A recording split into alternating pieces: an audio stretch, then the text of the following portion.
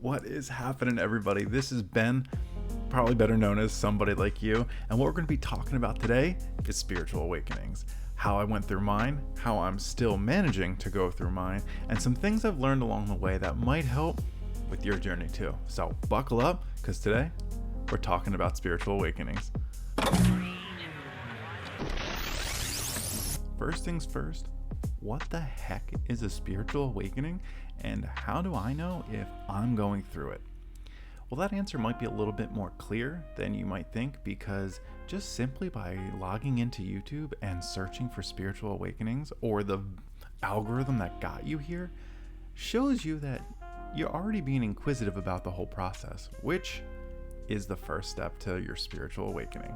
Yeah, I know that seems incredibly basic to describe what a spiritual awakening and how majestic that actually is, but you have to understand the first thing about a spiritual awakening is questioning what a spiritual awakening is. Being inquisitive and doing research and diving deep into that path is the first step to understanding that everything you've been taught and everything you've known to be reality might not be reality. For me, it took a traumatic experience in being diagnosed with a severe panic disorder to even get to the inquisitive stage. So to get to round one, I had to go through some stuff. And who knows, by you being here, you might have to go through the same exact thing or another traumatic experience just to question what this is. So one, we have to pat ourselves on the back for understanding we are already at the most crucial stage, and that's the inquisitive stage. And the best part about this stage is it starts to open up and show you the uniqueness to your journey, because things that other people will look at and research is solely part of their journey. So as I'll talk about later in this video, is each little step is unique to you, because there's no such thing as coincidences, and everything is divine timing to get you to where you're going at when you're going.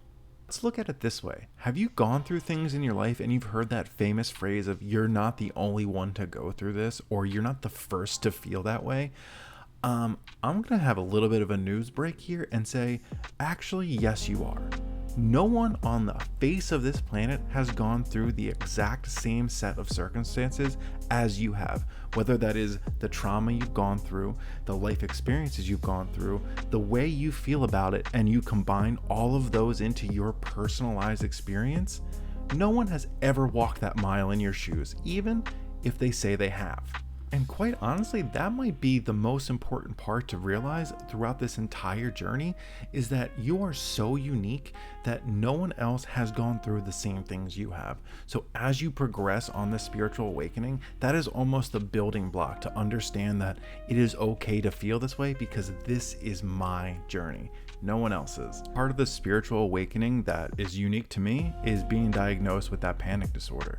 Almost instantaneously when I got home from that hospital, I started looking up Eastern practices such as yoga, meditation, mindfulness, spirituality, all of those things, and it became such a funnel of my focus that I became obsessed with it, simply because it helped me prevent panic attacks, and it made me feel like I was on the right track finally.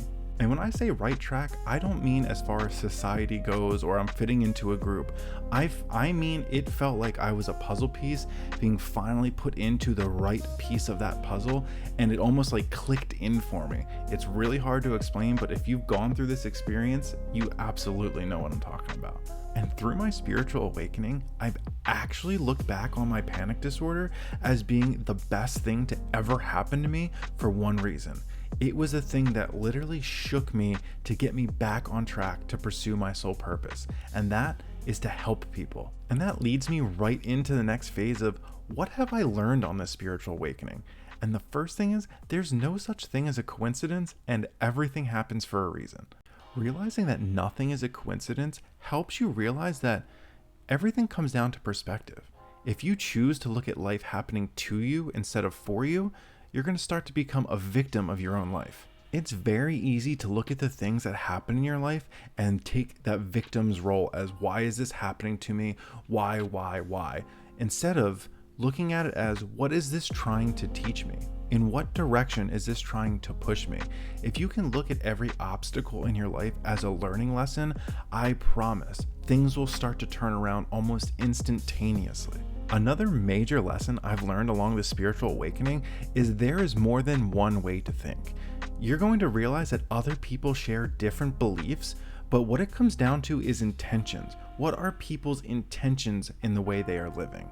While one person may come from a religious background and another person from a spiritual background, if the core common belief is kindness and love, there's no discrepancy there. You're not going to find any arguments because they are both reaching for the same goal. It seems as if the main problem is when people get so defensive in their belief system that they don't think anyone else can believe any different way than they do. So even if the two people are saying the exact same thing and actually have the same exact core belief but come from different religions or different way of thinking, they're going to automatically tell the other person they are wrong because they are valuing the name on the top of their belief actually more than the belief itself. Also, something I've learned along this journey is that absolutely everything is connected to the point where you treat other people how you are treating yourself. So by treating people with love and kindness, we're actually in return treating ourselves with love and kindness. If you're familiar with the law of one, this theory might sound familiar to you. So if you're on that spiritual awakening or simply just on your spiritual journey, make sure to like, subscribe, and comment at the bottom so we can take this journey together and help each other ascend as high as we possibly can. I want to say thank you so much for being here, and I look forward to helping you along your journey the rest of the way.